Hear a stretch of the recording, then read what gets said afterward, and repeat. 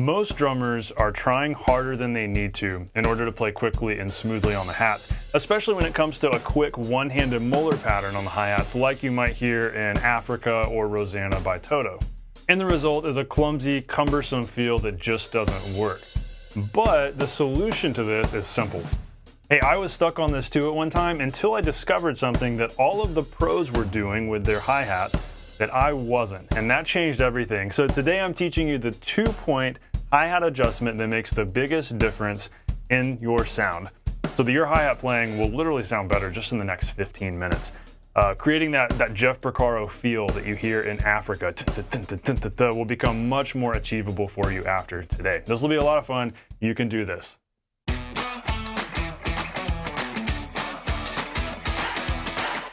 Hey, welcome to the Non-Glamorous Drummer. I'm so glad you're hanging out today. I help self-taught beginner drummers know what to practice so they can nail songs and become that drummer other people want to play with and have in their band. And hey, I have a free gift for you today to help you do that. It's my Know What to Practice for the Beginner Drummer free PDF e-guide that it's been so helpful to so many of my students. Learn the 3 most effective and simple things to practice every day, even if you've just got a 30-minute block of time daily. This goes through the flow exercise, the 2-fold coordination growth method, and the learn songs by ear method. When you do a little bit of these 3 things every day, you grow like crazy without having to always try to figure out what to practice. And so growth becomes automatic and you can have more fun on the drums and reap the rewards. So this will be a lot of fun. Be sure to grab that guide. Total no-brainer, my free gift to you. All right, on with today's lesson. So like I said a minute ago, most drummers are trying harder than they need to do these molar patterns. And I know I was. There was a time in my playing where I was working really hard and trying to get this pattern to be quick and light and buttery and effortless like you would hear Jeff Porcaro play. And I was really struggling with it until I discovered something. I was watching some pro drummers and I was watching like, okay, how are they hitting their hi-hats? Where's their stick landing? Like, what are they actually doing here? So instead of just listening to a record, which is great, I was watching them play and watching how are they doing this? How are they getting that smooth sound that I'm not getting? And I discovered that there was something that they were all doing that everybody had in common. They were doing that I was not.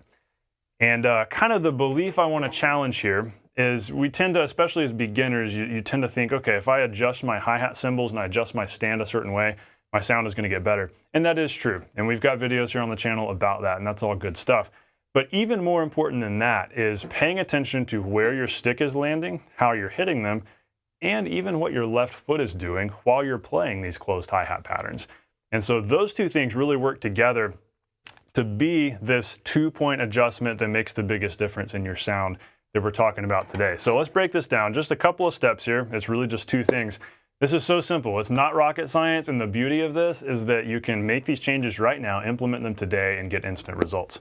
Step number 1, optimize your stick angle and placement based on what sound you want. So if you're wanting to play quickly and smoothly, doing a closed hat pattern, we've got to optimize for that, versus if you're wanting to play loud. So if you're trying to play quickly and smoothly, what you need is as much rebound as you can get from the hi-hats, which isn't much. But look at the difference here. If I hit the hi-hats right here, that's what I was doing originally. And actually when I was like total beginner is even worse. I was hitting them like this, which is just terribly cumbersome. But even if you go down here close to the shoulder of the stick, you only get like a tiny 1/2 inch of rebound. But what's really cool is when you move out here beyond the shoulder of the stick, so where the taper begins, when you really approach the neck of the stick, as we could call it, suddenly, okay, there's a little bit of rebound there. And we will take it because we need all the help we can get here. And that little bit of rebound goes a really long way when you're trying to play, especially if it's a molar pattern like that. If you want to play a groove like,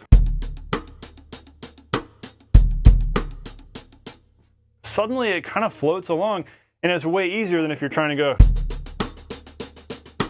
You can force it and make it work up here, but it becomes so much more effortless when you're down here. Now the other factor is not just, okay, what part of the stick are we using? It's what angle is our hand at. And so hi-hat height can come into play here. So yeah, okay, here's a stand cymbal adjustment that's definitely worth talking about. Don't have your hi-hats so high that you're having to hit them at a steep angle or you're having to go like this. A lot of times it's more helpful to have them lower, and that was a shift that I made around that time when I saw that, okay, all my favorite drummers are playing quick closed patterns here instead of here, and their hi-hats are not crazy high, unless they're a crazy rock drummer trying to look crazy. And we're not going for crazy here. We're going for good sound and relaxed feel and staying relaxed while we play. So I started lowering my hi-hats and realized, okay, if I go a little bit lower, like an inch lower with my hats, this feels a lot more natural. Now there's no perfect number. For me, if I put my stick here on the snare, this is a Vic Firth stick and the hi-hats are about at the F in Firth for a Vic Firth 5B stick. I think that's about 7 inches. But that's not the critical number to pay attention to, because everybody's setup is a little bit different. And so do what's comfortable to you and just look at the angle that your stick is landing at, because you want to be at this angle where it's neck of the stick, shoulder of the stick, but not the tip hitting the surface, but also your hand isn't so low that it's hitting the snare and your elbow's not up high. It just needs to be relaxed. So play around with that hi-hat height until that feels good, and practice, how does it feel at this angle versus this angle? Because there is a big difference. And the shallower the angle and the more on the neck of the stick you're at, the lighter the feel is going to be.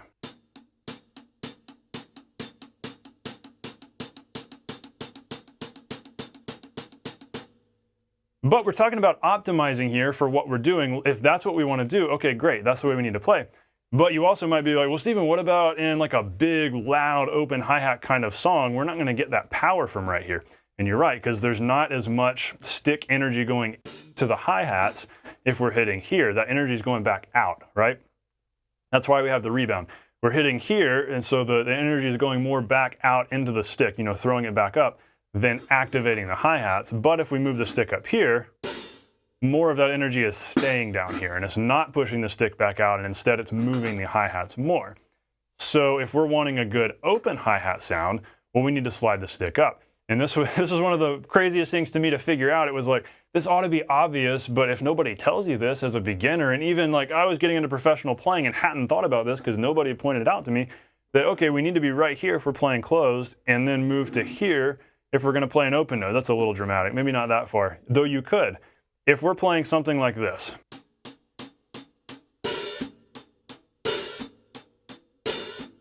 that's the kind of difference, the change we need to make that open note sound good.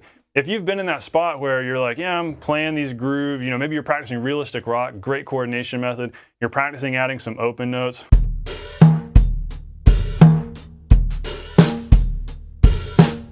But you're like, Stephen, my open notes just aren't really sounding right. They're sounding like...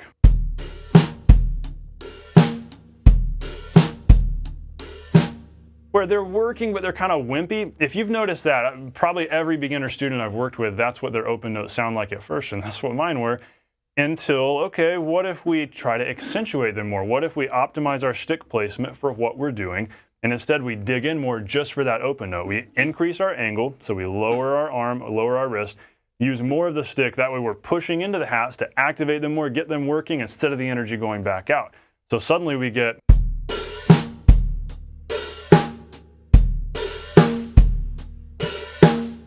which sounds awesome and so much better than the wimpy ones. The only time the wimpy ones are really good is if you're doing like a bossa nova and you want to play.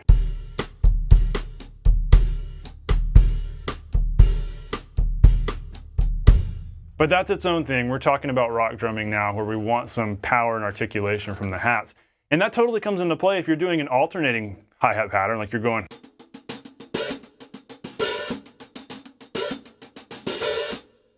What I want you to practice doing is literally sitting here, and this can be one hand at a time or alternating hands.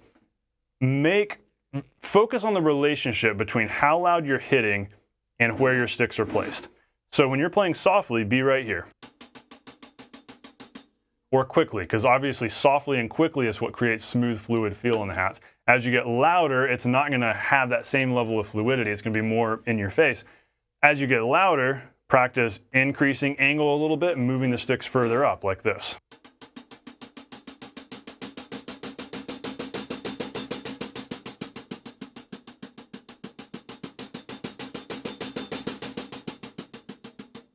Likewise, whenever you do a full-on open note, completely move where your stick is at.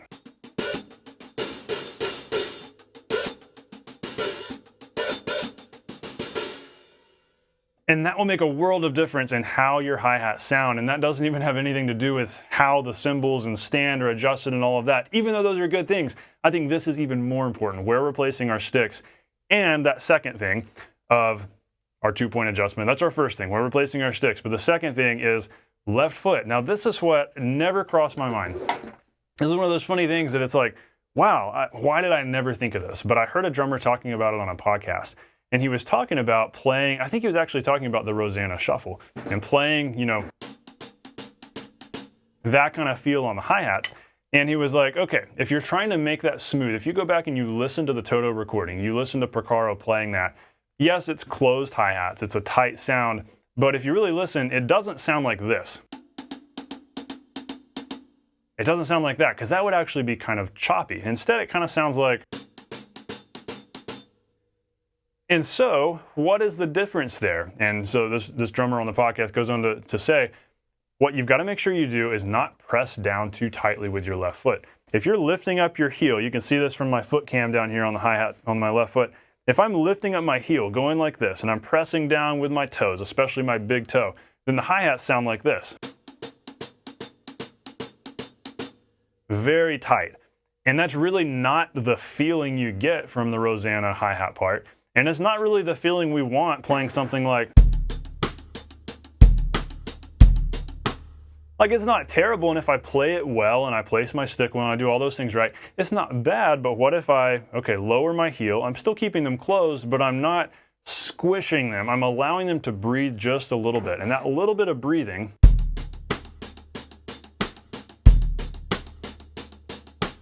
suddenly provides a little bit of note length. And what's interesting is that that little bit of note length is perceived as quality of sound. At least it is to my ears. If you disagree, that's fine. You can leave a comment below and be like, Steven, I keep my heel up all day because the tighter they are, the better. That's fine. You do you. And this is subjective. This is opinion. But I found, you know, when I listened to this guy talking about this and I went to my kit and I tested it out, I was like, wow, brilliant. Why did I never think of this stuff? You know, so you have these moments in your learning where you don't know what you don't know, and you've learned something new and you're like, wow, how could I not have thought of that before? And so these two things combined happened around the same time in my playing were completely revolutionary. Suddenly, okay, now I can get the smoothness I want. I'm practicing control with my left foot so that I'm not squeezing too hard. I'm just resting heel down with the left foot, just allowing the natural weight of my leg and foot to have a relaxed position on the hats so that they're like this. Basically, you can move them with your hand like this instead of, if I put a lot of weight, they're like that. If your hats are like this when you're trying to play a closed hat pattern, that's probably too tight. But if they're like this, that's actually great, because here's the other piece of the puzzle. When you're playing softly, even if the hi-hats are a little bit loose, it's still a closed hat sound. But as you hit harder, it becomes sloshier because there's more energy going into the stick. Again, it goes back to whether we're hitting here or here. So if I keep the hi-hats at a default left foot position, a default openness, and I go, that's a closed sound, right? But it's got a nice thickness that'll help it be smooth.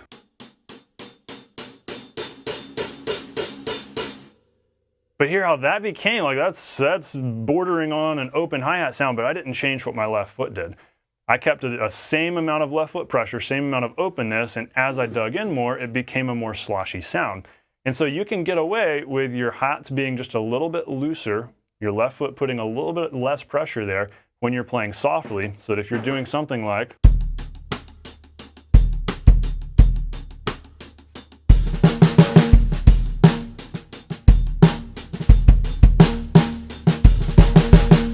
then as you start digging in more,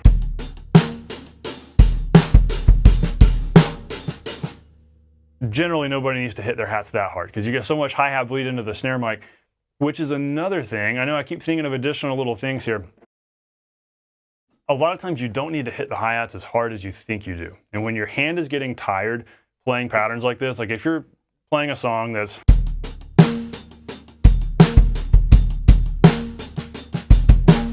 and you're trying to do that for a few minutes on end and your arm is getting tired, just play softer. And remember, as you get softer, it becomes a naturally tighter hi-hat sound without tightening with your left foot so that you get that nice balance of thickness and buttery smoothness. When you hit really hard, that's when it's harder to maintain a tight feel and you feel like you're losing control. But there's no rule that says you've got to hit the hi-hats hard. Most of the time, it is better to hit the hi-hats softly. In my years of playing live and working with a lot of different sound guys and recording and playing on a handful of records, no engineer has ever been like, Steven, hit your hi-hats harder. I can't hear your hi-hats. Hit the hats hard. Nobody has ever said that. what I might hear instead is, hey, could you hit the snare a little harder? And maybe try to go easier on the hi-hats when you get into that chorus, so that really the balance becomes something more like.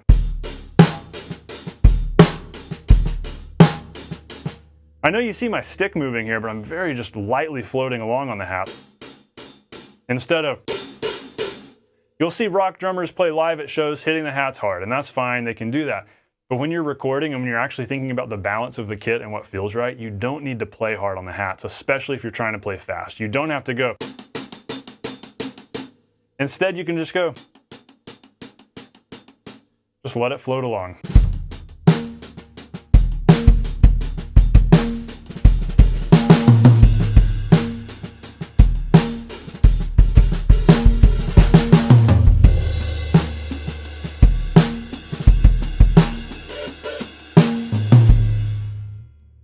And so on. And just think smooth, lightness, buttery feel, not hammering hard. So I promise you those two things will make a world of difference in your playing, and it just might have made a difference already if you've been following along with me at your kit watching this lesson, and I certainly hope it has. But hey, just to be super in your face about it, here's what will happen when you take action today. You will get smoother, more professional closed hat patterns that will sound a lot more like Jeff Porcaro. Yes, he's the gold standard. He was the gold standard, and I think he's the best example, go-to example of great sounding hi-hat playing.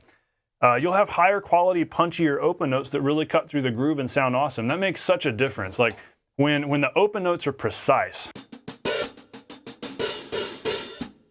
And that also plays into left foot. If you watch my left foot down here as I'm doing that,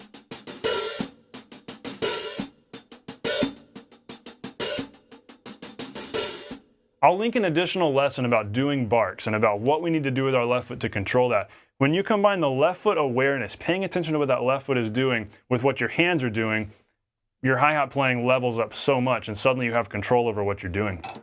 Yes, I'll admit the hi-hat is the most challenging instrument on the drum set to play, because it's being controlled equally by your left foot and your hands, and what your left foot does affects how your hands sound, and what your hands do affects what your left foot's doing. It's all, it's not as simple as hitting a drum or hitting a cymbal, and so the hi-hat is very complex, and it's no walk in the park. But I hope these tips today really help you get that much closer to feeling like $1,000,000 and realizing, you know what, I can play smoother and I can play quicker without having to work harder, and that's critical. So be sure to check out, as a follow-up, check out the hi-hat bark lesson. There's a lot of lessons here on the channel about doing molar, about doing hi-hat barks, about hi-hat adjustment, like adjustments to your stand and cymbal angle and all of that. There's a lot you can dig into. There's even a whole playlist here on the channel, so be sure to go there next if you need some more help with this. But hey, before you go, be sure to grab that e-guide, Know What to Practice for the Beginner Drummer. When you practice the flow exercise, the two-fold coordination exercise, and the learn songs by ear daily method, all of which you can do in a 30-minute practice session each day, you will grow like crazy, and you'll never have to wonder, am I practicing the right things? You'll know you are, because it's all right there. So go grab that, my free gift to you, in the description. And let me know in the comments, what hi-hat adjustment has made the biggest difference for you? Let's say you've messed around with this for a little while. Maybe you're a drumming veteran. Maybe you've been playing for a long time and you're hanging out with us today. Tell us what hi-hat adjustment that you've made, whether a cymbal or stand adjustment or an adjustment to how you're hitting or what your foot's doing, like we've talked about today. What adjustment that you've made has made the biggest difference and been the most revolutionary in your playing? For me, it's definitely those two of stick placement, optimizing based on what we're doing, and some left foot awareness. Massive. So share that in the comments below. Thanks so much for watching. I hope this lesson has been valuable to you.